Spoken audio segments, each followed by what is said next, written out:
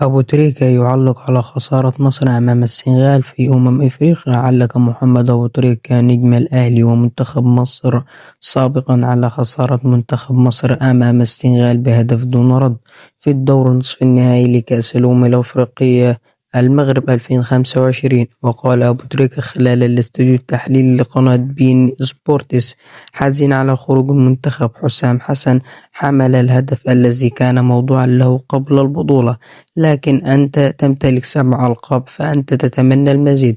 وأضاف: كنا نريد الوصول إلى النهائي، قدر الله ما شاء فعل. الأولاد بذلوا جهدا كبيرا، وحسام حسن قدم بطولة كبيرة.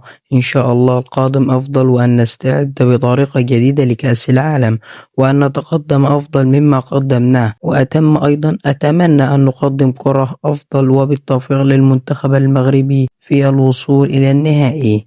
تربي يعلن قائمة الأهلي لمواجهة طلائع الجيش. أعلن يسترب المدير الفني للفريق الأول لكرة القدم بالنادي الأهلي عن قائمة الأهلي لخوض مباراة طلائع الجيش التي تجمع الفريقين مساء غدا الخميس ضمن منافسات بطولة كأس عاصمة مصر.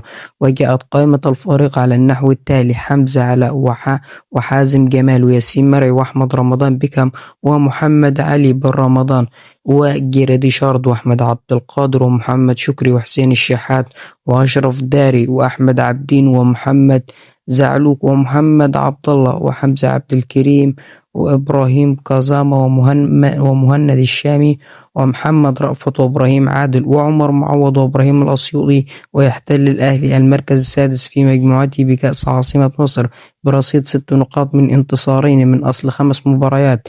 الأهلي يستعد للإعلان عن 5 صفقات نارية بمباركة ترب. يستعد مسؤولي النادي الأهلي للإعلان عن 5 صفقات من العيار الصغير خلال فترة الانتقالات الشتوية الجارية بعد تلبية رغبات الدنماركي يسترب المدير الفني الذي يرغب في تدعيم صفوف الفريق بعناصر مميزة من أجل استمرار المنافسة على الألقاب محليا وقاريا. أسماء صفقات الأهلي الجديدة في ميركاتو يناير الجاري. من مصدر مطلع داخل القلعة الحمراء أن النادي الأهلي أنهى اتفاقه بالفعل مع 5 لاعبين جدد، ويتقدمهم المدافع عمرو الجزار القادم من البنك الأهلي، والمغربي يوسف بالعمري ظهير أيسر الرجاء، إلى جانب مهاجم سيراميكا كليوباترا مروان عثمان أوكتا، وأحمد عيد ظهير أيمن المصري البورسعيدي. وتابع المصدر أن الأهلي اقترب بالفعل من وضع اللمسات الأخيرة على صفقات مهاجم أجنبي نال موافقة المدير الفني مع فرض سرية تامة على اسمه في الوقت الحالي.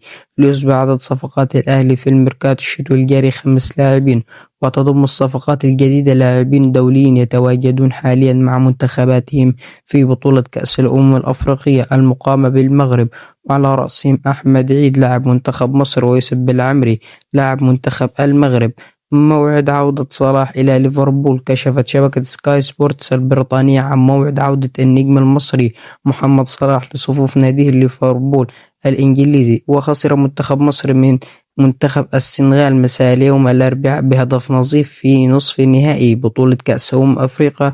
وستخوض مصر مباراة تحديدا المركز الثالث يوم السبت المقبل أمام الخاسر مباراة نيجيريا والمغرب المقامة حاليا في نصف النهائي الآخر. وبحسب التقارير من المنتظر أن يكون صلاح متاح للعودة إلى فريقه والمشاركة في مواجهة مارسيليا بالدوري أبطال أوروبا، والمقرر إقامتها يوم 21 يناير الجاري، وذلك بعد انتهاء ارتباطه مع المنتخب المصري. تصريحات نارية من حسام حسن عقب الخسارة من السنغال. تحدث حسام حسن المدير الفني لمنتخب مصر عن الصعوبات التي واجهها الفراعنة مؤخرا في بطولة إفريقيا، وذلك عقب الخسارة من السنغال في نصف النهائي البطولة.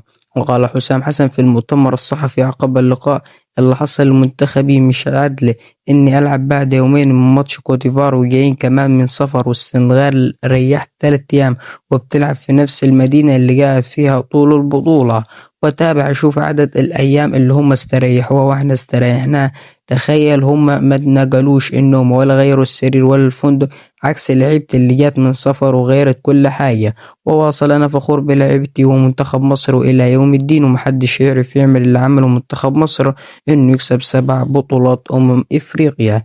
الهلال يكشف عن إصابة سالم الدوسري وموعد عودته. أعلن نادي الهلال السعودي تفاصيل إصابة سالم الدوسري جناح وقائد الفريق الأول لكرة القدم، مع تحديد مدة غيابه من الملاعب خلال الفترة المقبلة. وكشفت الفحوصات الطبية التي خضع لها الدوسري تعرضه لإصابة في العضلة الخلفية، مما يستدعي دخوله ببرنامجا علاجيا وتأهيليا خاصا. وأوضح الهلال عبر حسابه الرسمي على منصة إكس أن البرنامج العلاجي سيمتد من أسبوع ل10 أيام ووفق استجابة اللاعب للعلاج. وتأكد بذلك غياب سالم الدوسري عن مباراتي الهلال أمام نيوم والفيحاء ضمن منافسات دوري روشن السعودي للمحترفين. وينتظر الجهاز الفني بقيادة الإيطالي سوموني تطورات حالة الدوسري لحسم موقفه من مواجهة الرياض المقررة يوم 25 يناير الجاري. وفي الإطار ذاته يستعد الهلال لملاحقة نيوم يوم الأحد المقبل ضمن الجولة 16 من الدوري، حيث يتصدر الزعيم جدول الترتيب برصيد 38 نقطة مقابل 20 نقطة لنيوم صاحب المركز التاسع.